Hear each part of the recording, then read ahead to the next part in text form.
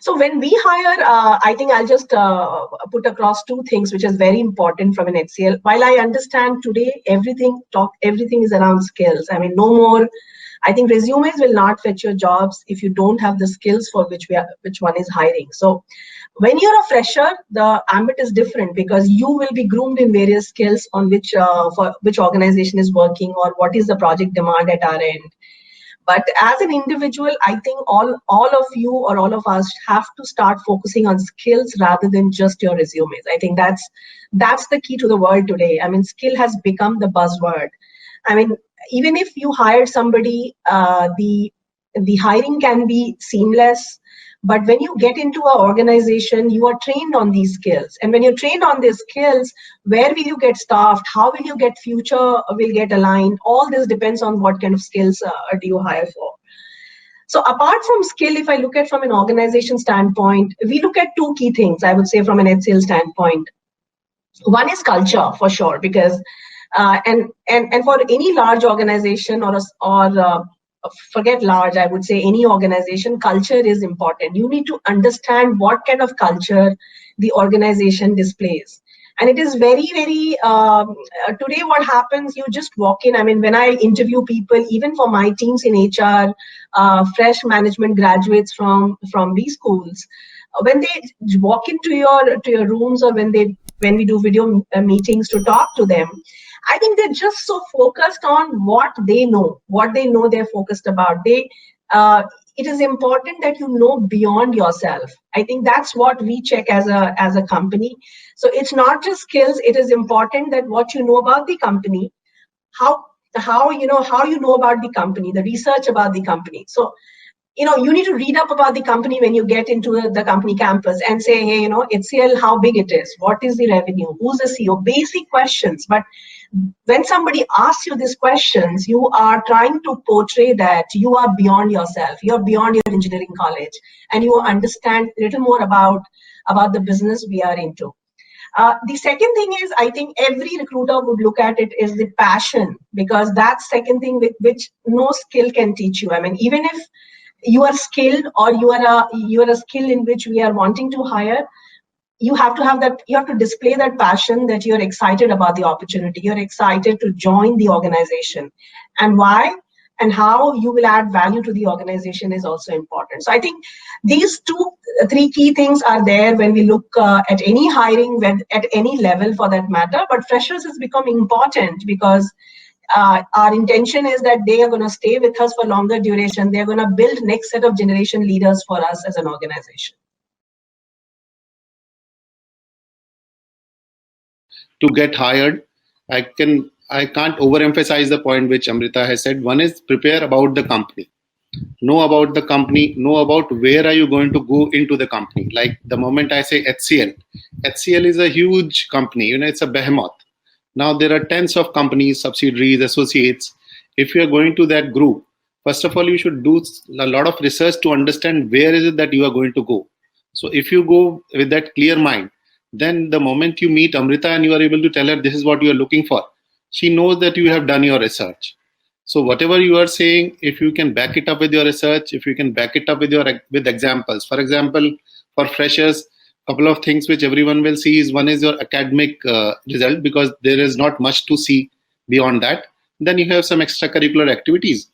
And a typical question which most companies will end up asking, if they don't have an aptitude or any kind of psychometric test, then they will end up asking, what are your strengths? Or sometimes even they will ask, what are your weaknesses? So if you are telling about your strengths, always tell it with an example. Because I know a lot of companies will need to resort to these questions when they don't have those other aspects through which to do this screening. So whatever you are saying in your interview, first be prepared about the company, be prepared about yourself, and in between also be prepared about the job. If you know what is it that the job requirement is, if you already know that this is the job you are going to go, then do some research about the job itself. What is the expectation in an HCL versus a Wipro versus an Infosys. If you can do that and if you can throw that light in the interview that, okay, this is why I'm expecting, or this is why I want to join HCL versus another company, another competitor, then you are sure and you are making a very clear point that we have thought about it and you will take the job when they give it to you. rather than going to another competition. So these 2-3 points about research about company, research about job, and research about yourself, and whatever you are saying, always supporting it with an example. If you say that I have done so and so course, tell them what did you exactly do, what project you did, what did you learn, which was so that you are what you are saying. There is the backing of it. There is a clarity that the person across the table understands that yes, you have actually done it, and you are not just saying it. Because I have seen a lot of time freshers, in an attempt to impress the interviewers, say a lot of things which they may not have done, or they would simply try to hype it up. They will make hyperboles out of small things. So that is something which they need to understand, that interviewer is often able to understand very clearly and see through. So try to avoid that tendency. It's an unfortunate thing, but of course that is what you are fresher and you are green, and you think you are trying to impress, but it just goes against you at times. And in fact, most of the times, if you are trying to inflate something. So try to be on the ground, try to say as much as you know, and try to support whatever you are saying. I know that yes, you have actually done it.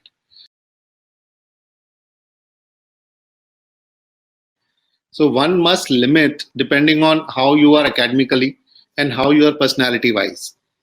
So if you don't get this view from some other people whom you know today. It's very easy to connect with people in HR or some of your seniors. Ask them, should you apply to X company or not? Because it's not humanly possible to research more than 5-7 companies. So if Absolutely. you research PNG and Unilever while you are in the middle of the class or at the bottom of the class, you are just wasting your efforts. So better, because academics as well as your personality type, if you can assess. Suppose you are not ready to even assess your own personality type or ask anyone whether I will be suitable for X company or not. At least academically, you know very well where you stand. It's very clear, right? It's black and white. So you know that Infosys takes only X people who are 1, 2, 3 first divisions in this. TCS takes only this. So you must not prepare more than 5-7 companies. If you're applying to more than 5-7 companies at one time, it is utter waste of effort, I would say. At one time, anytime, if 5 to 7 job openings are open for you where you are still undergoing a process, anything more than that is not feasible to control, according to me. Whether even after you have finished your education and you are only doing job search full time, I'm talking about, then also it's not feasible. So one must at first, in the beginning, only be sure that these are the companies which I will be able to make it to. So keep a couple of companies better than those. Keep a couple of companies which are lesser than those in terms of brand, in terms of the kind of quality of people they take, and target there. If you're not able to do that, then really take some paid mentoring if required. Otherwise you will be only wasting your effort. That's my sincere thought and advice to everyone. One is your own academics, where you stand, whatever the reason is, the result is there to see. Second, your own personality. Suppose you are a very structured thinker in an organized manner, and you know processes are important for me, don't even try going towards startups. You will waste yourself. Even if you get a job, you will be frustrated very soon and you will move out. Versus if you want to try that word, and you are such a person who is dynamic and who would go out and who would fit into that kind of a culture, then you should try there. Otherwise, simply because there's a big startup or a good name and they're hiring people, you should not go there and frustrate yourself in 3 months, 6 months. Nobody, you don't add any value to yourself, and you waste organization's effort as well as your own time, I would say. But yeah, talking from a startup point of view, especially, thing is, the way a startup hires is a lot different from that of an MNC. Because especially in a startup, if you talk about a bootstrap startup, especially, we don't have the amount of people in the recruiting team or the HR team to search for candidates, search for that talent that is out there. So what really helps us is if the candidate comes to us directly. So networking is very important if you want to get into a startup. If you can use like social platforms like LinkedIn, well, and just decide what startups are there in your city or wherever you want to work at, and just reach out to the recruitment team, the recruiters, the HR personnel, or the hiring managers, or even the founders of the startup. Just sending them a message telling them how glad you'd be to join them, and telling them a little bit about, what you know, what skills you have, what you've done in the past. That takes you a long way in getting hired in these startups. I know that because that's something we see, which I'm seeing personally in the company that I'm working at. A lot of the people that we hire, it's people who have reached out to us and showed their interest to join the company. I think, a lot of us ask this question, I guess, and Varun and Sanjeev can comment as well.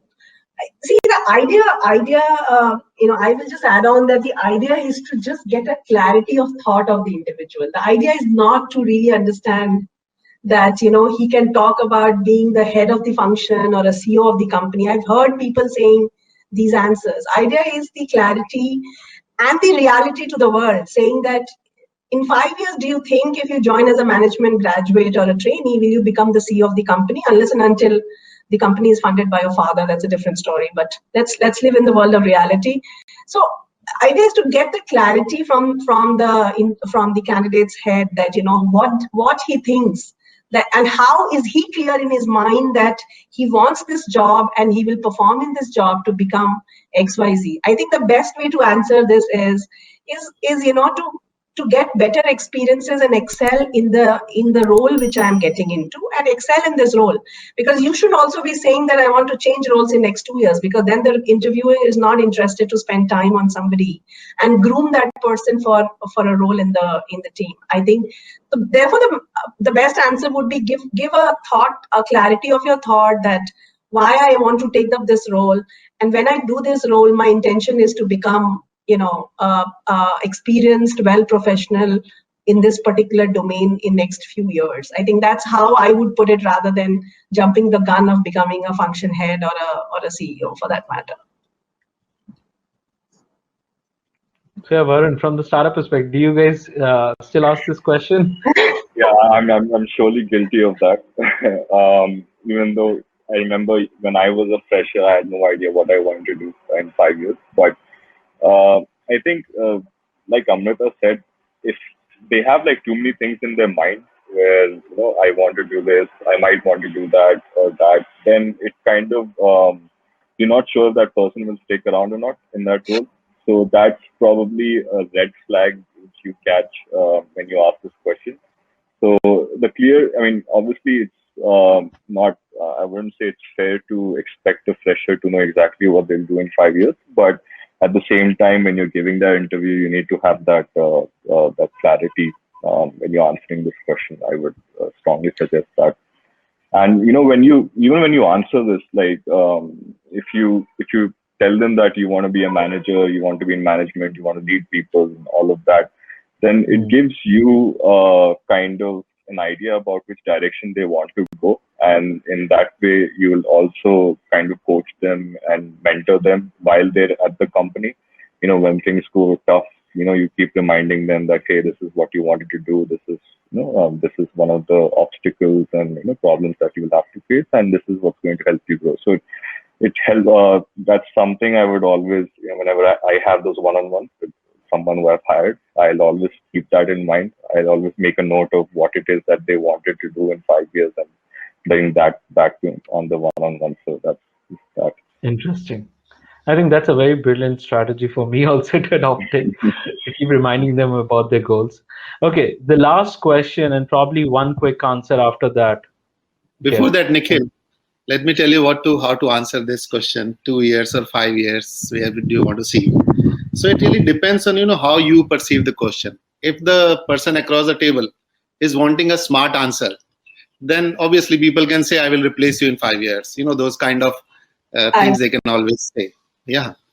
But I would say an honest answer will be, you should say clearly that, today I'm looking at joining your company, and I hope your company will keep giving me enough growth and enough challenges which suit me.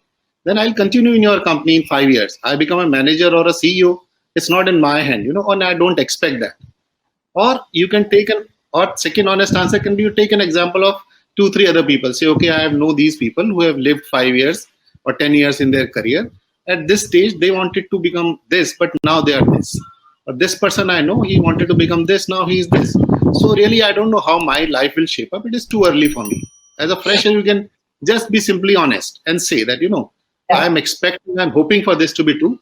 But if you ask me, I don't know. See, the fact is that in 5 years, most of the people will change 3 jobs. The person across the table also knows it and understands it. So be honest and tell him, I myself don't know. If you want me to be honest, I don't know. And if you want me to really tell my expectation, this is my expectation that, I'm getting X money. I'll continue to grow to Y money, Z money, and I'll continue to get challenge and growth in the job. Why will I leave? Why is there a dearth of talent? Because obviously companies are not able to retain talent for some or other reason. So same thing, if he can put in some sweetened, tablet he has to give that, this is the fact of life for you as well as for me. So he has to tell it in sweet words. That's all I would say.